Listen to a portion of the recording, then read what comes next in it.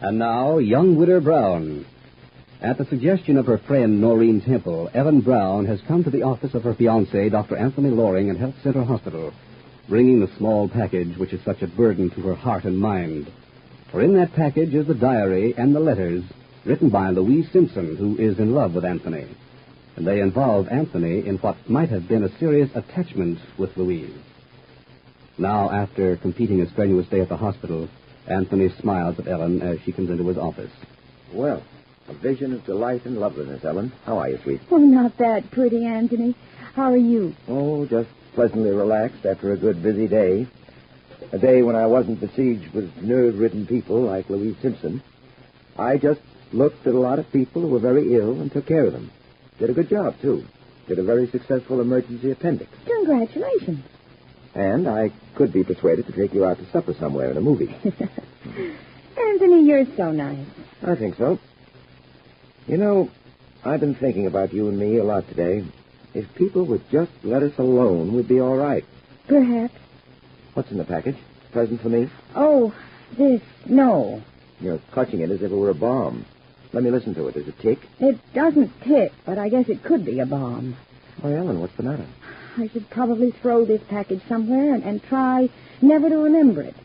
But I don't think I'm that disciplined a person, Anthony. As a matter of fact, you're very controlled, very civilized. You're a good, substantial person. That's a dubious compliment, darling. But right now, I am behaving badly, I think. About what? About this package. What's in it, for heaven's sake? Louise's diary and the letters she wrote to you and never mailed. The letters you wrote to her. Louise Simpson's diary. Well, where in the name of heaven did you find it? Madeline Harper gave it to me. Remember, it was Madeline who stole it from Louise's bedroom when she first came to Simpsonville with her fiancé, Christopher Simpson. Madeline stole it and the letters. Then why are you giving them to me? I don't want them. Well, I'm not giving them to you, Anthony. I'm not giving them to you at all. Well, why in the world did Madeline give them to you? I don't know. I guess she really disliked me very much. And she was furious because Louise wouldn't buy them from her after her husband, Alex, died. Were they for sale? Oh, they were indeed. Blackmail. You know, Madeline hinted to me that I might want to make a deal with her. And you didn't? No. I don't go in for that kind of bondage, Ellen. I don't buy my way out of things. Are you angry at me for suggesting it, darling? I'm a little confused, I'm afraid. Of course I'm not angry. I'm just a little annoyed at the way something new crops up when I think things have quieted down. Now it's Louise's diary, which I thought had been lost a long time ago. Well, I tried to give it back to Louise, but she wouldn't take it. I see. She said I should read it. She wants me to read it. So? I don't quite know what to do, Anthony. I've let it disturb me too much so that I have to do something. No, I don't know. Of course you don't. Do you? Noreen Temple told me to come to you and tell you I had the diary and the letters and ask you if I should read them. Noreen has good sense. Anthony, I'm awfully troubled by it.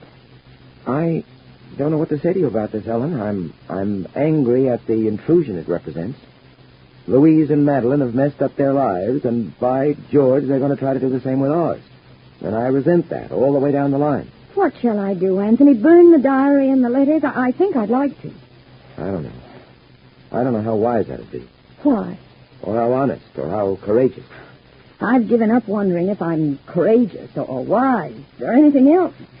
All I know is that I hate this package. It weighs a ton coming over here, a little thing like that. I think you should read them, dear. Why, Anthony? Because if what we mean to each other can't stand this kind of test, we'd better find that out right now. Anthony... I mean it, darling. And it is a test. I've told you Louise means nothing to me. Never did. Well, then I should burn the diary and the letters, which I am told would prove differently. On the other hand, you should read them to see if I'm telling the truth. Really good love shouldn't be subjected to that kind of thing. Darling, the most human thing would be for you to wonder all the rest of your life what's in that diary. And I think it's like getting rid of an evil spirit to read them. Do you really mean that, Anthony? I mean it sincerely. Believe me, darling, if someone gave me permission to read what you'd written years ago, I'd have done it, I'm sure. Of course, you'll find my letters to Louise were chiefly in the vein of I think your father is improved, or can you possibly lay your hands on enough money to give him a week more at the sanitarium? Oh. Oh, I know I was to blame for Louisa's marriage to Alex Simpson. I made her feel so responsible for her invalid father that she needed a rich husband to pay for his care. Anthony, you're certainly a well-balanced person. You make it seem very simple. Well, we could discuss this all night and never get anywhere. And we could stew over to the movie tonight, silently. There would be a kind of fence between us, and I don't like that. I don't like fences between us. Well... Now, this is what we'll do. You'll take the diary and the letters and read them somewhere by yourself. Evaluate the whole situation, and then come and tell me about it and tell me how you feel. How I feel?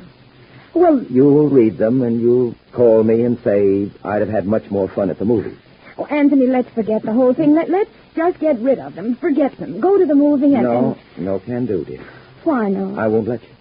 Well, I know that sounds very heavy-handed, very stern. But, darling, it has to be that way. Because I'm involved, too, very much involved. Anthony... I mean it. We've started this. Let's finish it. You'll read those letters and that diary.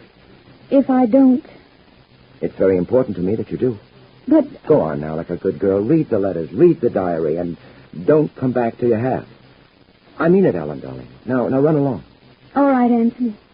Call me when you're through. I'll be waiting. Ellen leaves Anthony's office and drives out to the park by the lake, away from everyone. And now, in the late evening sunset, she sits on a bench and opens Louise Simpson's diary, turning the pages until the name Anthony catches her eye. Well, here it is. Louise Simpson's diary. And Anthony insists I read every bit of it. Oh, I wish... There's no use wishing anything right now. No use at all. This is what happened, and Louise wrote it all down. If I don't read it, I'm a coward.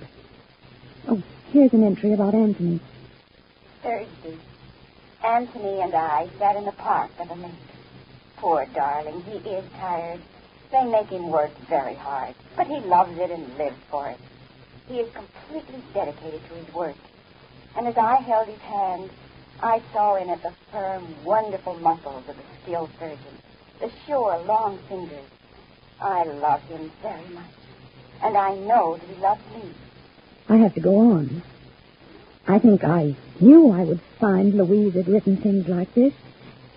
But I have to go on. I have to go on reading it. Tuesday. Father is better. Anthony says he will live. In the corridor as he talked to me, with the moonlight streaming in through the tall windows, he looked like a kind of saint. His arm around my shoulder gave me such security, such comfort. And his gentle voice, his funny little smile, all these things stay with me. I love him, and he loves me. And I know that our life together will be good and beautiful. Oh, I'll be so good to him. I'll take such good care of him. He laughs when I say that. He says he doesn't need being taken care of. But I can tell that he will be grateful one day. They were in love. They were in love. Anthony did mean all these things to Louise. He did make her think there was a chance. It's all here. All here on every page. Anthony. He was part of her life. She was part of his. Oh, I can't bear it. I can't bear it. Ellen bows her head over the little book which holds so much unhappiness for her. When she calls him, what will the conversation be between Anthony and young Widder Brown?